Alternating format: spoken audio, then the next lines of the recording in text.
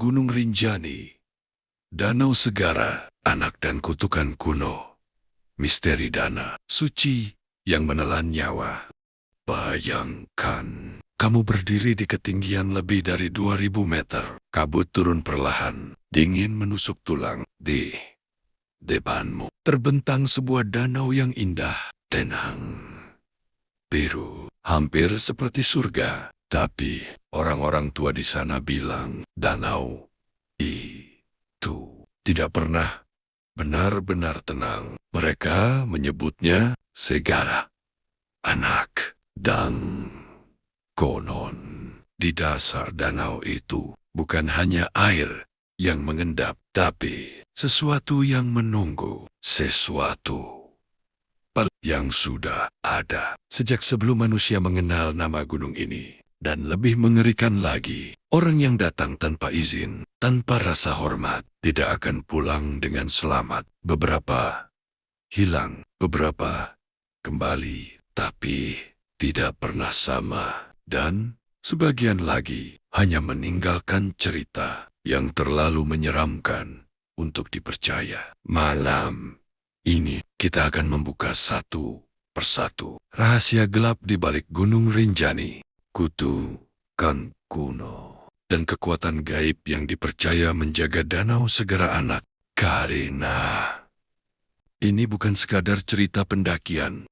Ini adalah peringatan. Peringatan. Gunung Rinjani, salah satu gunung paling megah di Indonesia, tinggi, gagah, dan penuh pesona. Setiap tahun, ribuan pendaki datang untuk melihat langsung keajaiban alamnya. Dan di tengah kawahnya terdapat sebuah danau, Segara Anak. Airnya biru kehijauan, tenang, seperti cermin. Namun, di balik keindahannya, tersimpan cerita yang tidak pernah diceritakan secara terbuka. Masyarakat sekitar percaya, danau ini bukan sekadar danau. Ini adalah tempat suci, tempat bersemayamnya makhluk tak kasat mata, penunggu gunung, dan kekuatan kuno yang tidak bisa dijelaskan dengan logika. Karena danau ini adalah gerbang antara dunia manusia dan dunia yang tidak terlihat. Beberapa pendaki mengaku saat malam tiba, mereka mendengar suara, bukan suara hewan, bukan suara angin, tapi seperti seseorang memanggil dari tengah danau. Cerita ini sudah ada sejak ratusan tahun lalu. Sebelum jalur pendakian dibuka, sebelum wisatawan datang, orang-orang tua di kaki gunung sudah mengenal satu nama, penjaga Segara Anak. Makhluk itu tidak pernah terlihat jelas, namun kehadirannya selalu terasa. Dikatakan, siapapun yang bersikap sombong, mengotori danau, atau berkata sembarangan akan ditandai hawalia. Anja, mimpi buruk yang sama berulang tentang seseorang berdiri di tengah danau, memanggil dengan suara pelan, kembali. Lalu tubuh mulai lemah, pikiran kacau, dan pada akhirnya mereka menghilang tanpa jejak. Seorang pendaki pernah menceritakan malam itu, ia dan timnya berkemah di dekat danau. Awalnya semua normal, sampai sekitar jam 2 pagi. Ia terbangun, bukan karena suara, tapi karena perasaan diawasi. Saat membuka mata, ia melihat sesuatu di kejauhan, di tengah danau, seperti sosok berdiri di atas air. Diam, tidak bergerak, namun perlahan kepalanya menoleh langsung ke arah tenda. Pendaki itu tidak bisa bergerak, tubuhnya kaku, napasnya berat. Dan yang paling mengerikan, ia mendengar suara tepat di telinganya, padahal tidak ada siapa-siapa. Besok paginya, salah satu temannya hilang. Tidak ada jejak kaki, tidak ada tanda-tanda. Seolah ditelan begitu saja oleh gunung. Penduduk lokal sebenarnya sudah lama tahu bahwa tempat itu harus dihormati. Ada aturan yang tidak boleh dilanggar, tidak boleh berkata kotor, tidak boleh sombong, tidak boleh mengambil sesuatu dari danau, tidak boleh mengganggu ketenangan, karena setiap pelanggaran kan dibalas. Beberapa orang bahkan melakukan ritual khusus, membawa sesajen, meminta izin sebelum mendekat ke danau, karena mereka percaya yang tinggal di sana bukan sekadar makhluk biasa, tapi penjaga yang lebih tua dari manusia itu sendiri. Namun, ada satu hal yang jarang diketahui orang, beberapa pendaki yang kembali sebenarnya tidak benar-benar kembali. Mereka masih hidup, masih berjalan, masih berbicara. Tapi ada sesuatu yang berubah. Tatapan mereka kosong, suara mereka berbeda. Dan kadang di malam hari mereka berdiri diam menghadap ke arah gunung, seolah sedang mendengarkan sesuatu. Dan yang paling mengerikan, beberapa dari mereka menghilang lagi tanpa alasan, tanpa hehak, dan terakhir terlihat berjalan menuju arah Gunung Rinjani. Jadi kalau suatu hari kamu memutuskan untuk datang ke sana, ingat satu hal, gunung itu tidak pernah benar-benar sepi, dan danau Segara Anak tidak pernah benar-benar kosong, karena di kedalamannya masih ada sesuatu. Jangan menunggu siapa pun yang cukup berani atau cukup bodoh untuk mendekat. Bisikan pelan kembali. Kalau kamu merasa cerita ini mencekam, jangan lupa subscribe, karena masih banyak misteri gunung yang belum terungkap. Dan kalau kamu berani, tulis di komentar, aku siap ke Rinjani. Kalau kamu berani. Tidak semua orang yang datang ke Segara Anak langsung menghilang. Pap justru dipanggil pelan-pelan. Awalnya hanya perasaan aneh, seperti ada sesuatu yang menarik mereka, bukan secara fisik, tapi dari dalam kepala mereka. Seorang pendaki pernah menceritakan, sejak turun dari Gunung Rinjani, ia tidak bisa tidur dengan tenang. Setiap malam, ia bermimpi hal yang sama. Ia berdiri di tepi danau, sendirian, kabut, tebal, dan air benar-benar diam. Lalu, dari tengah danau muncul riak kecil. Perlahan, sesuatu naik ke permukaan. Bukan ikan, bukan manusia, tapi sesuatu yang bentuknya tidak bisa dijelaskan. Dan yang paling mengerikan, makhluk itu tidak mendekati, hanya menitap. Dan saat bangun, pendaki itu selalu menemukan satu hal yang sama. Kakinya basah, seolah ia benar-benar berjalan ke dalam air. Penduduk sekitar punya satu cerita yang jarang mereka ceritakan ke orang luar. Katanya, Segara Anak tidak hanya mengambil, tapi juga mengembalikan. Namun, Jangk kembali. Bukan lagi manusia yang sama. Beberapa tahun lalu, seorang pendaki hilang selama 3 hari. Tim SAR mencari, menjisir area tanpa hasil. Sampai akhirnya, di hari keempat, ia ditemukan duduk di pinggir danau menghadap air, diam. Saat dipanggil, tidak menjawab. Saat disentuh, Ia perlahan menoleh, dan disitulah tim SAR mulai sadar. Ada yang salah, Matanja.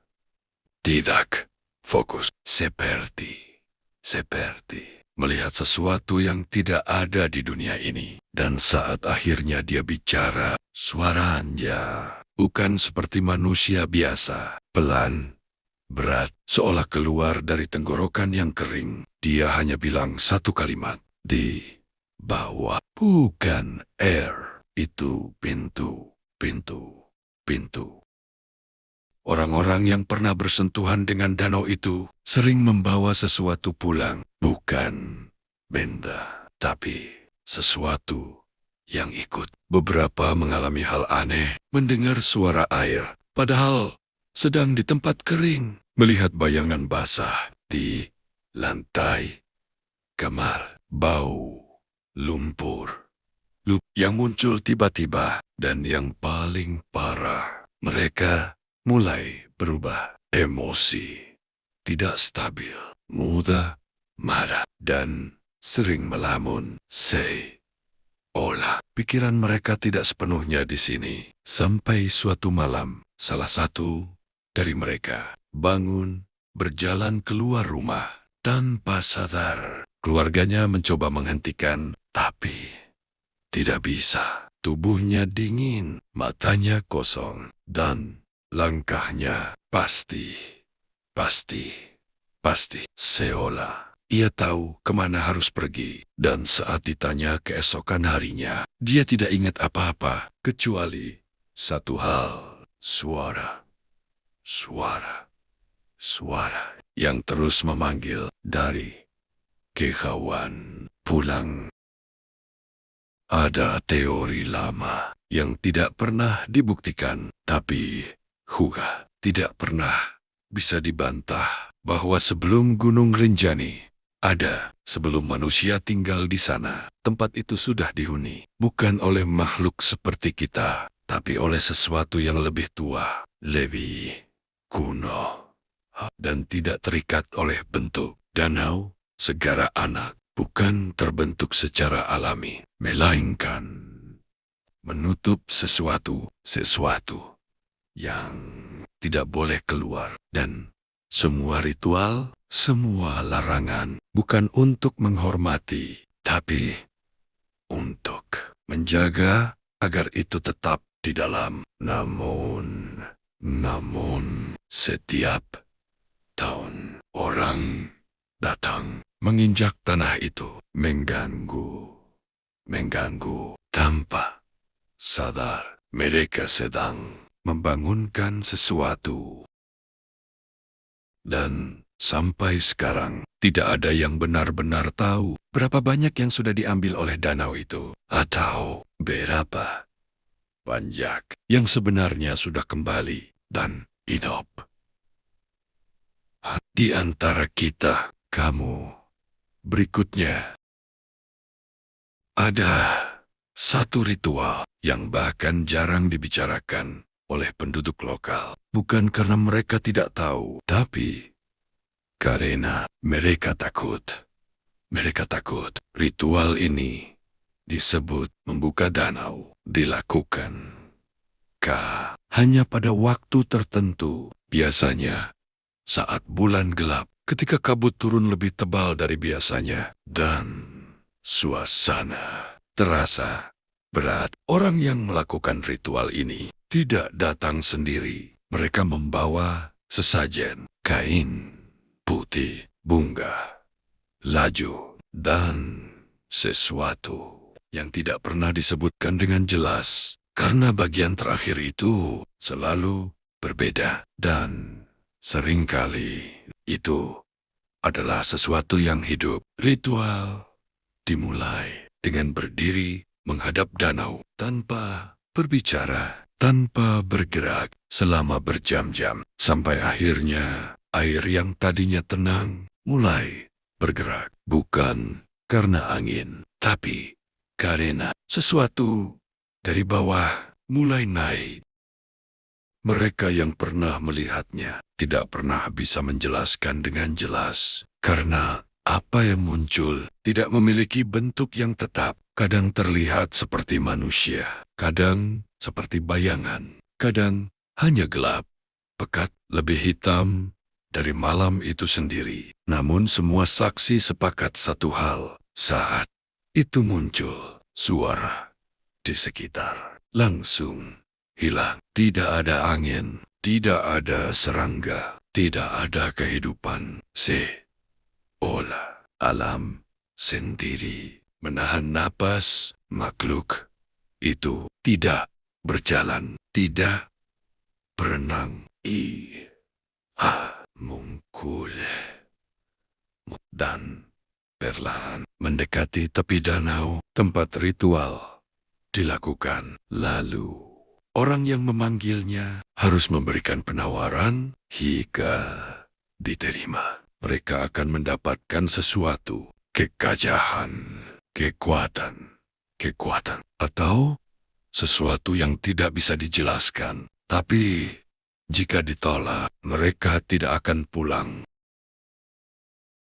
Semua yang berhubungan dengan danau itu selalu punya harga, dan harga itu tidak pernah murah. Ada yang meminta kekayaan dan mendapatkannya, tapi seluruh keluarganya jatuh sakit satu persatu. Ada yang meminta kekuatan dan benar-benar mendapatkannya, tapi kehilangan kendali atas dirinya sendiri. Dan ada yang hanya ingin membuktikan bahwa semua ini tidak nyata. Mereka tertawa. Mereka menganggap ini hanya mitos. Sampai malam itu, salah satu dari mereka berkata, kalau memang ada, muncul sekarang, dan air di danau yang tadinya tenang tiba-tiba bergelombang. Bukan karena angin, tapi karena sesuatu menjawab. Mungkin kita selama ini salah. Mungkin Segara Anak bukan tempat angker, bukan tempat mistis, bukan sekadar danau suci, tapi penjara dan semua cerita tentang larangan, ritual dan kutukan. Bukan untuk menakut-nakuti manusia, tapi untuk melindungi manusia dari apa yang ada di dalamnya. Karena jika sesuatu itu benar-benar keluar, bukan hanya pendaki yang hilang, bukan hanya orang yang dipanggil, tapi sesuatu yang jauh lebih besar akan ikut keluar dan tidak akan kembali lagi. Jadi, kalau suatu hari kamu berdiri di tepi danau Segara Anak dan merasa seperti ada yang memperhatikanmu, jangan menoleh, jangan menjawab, dan yang paling penting, jangan pernah mencoba memanggil balik. Kami sudah menunggumu. Pernah nggak kamu lihat sesuatu berdiri di atas air? Seorang pendaki di danau Segara Anak terbangun jam 2 pagi karena merasa dia nggak sendirian. Saat dia lihat ke arah danau, ada sosok diam berdiri di atas air. Lalu kepalanya pelan-pelan menoleh ke arah tenda, dan di saat yang sama ada suara di telinganya. Ikut. Besok paginya, salah satu temannya hilang tanpa jejak. Kalau kamu berhasil nonton sampai akhir, kamu sekarang tahu satu hal yang tidak semua orang berani dengar. Tulis di komentar, aku tidak akan memanggilnya, dan share ke temanmu yang berani naik Gunung Rinjani, biar mereka tahu apa yang sebenarnya menunggu di sana.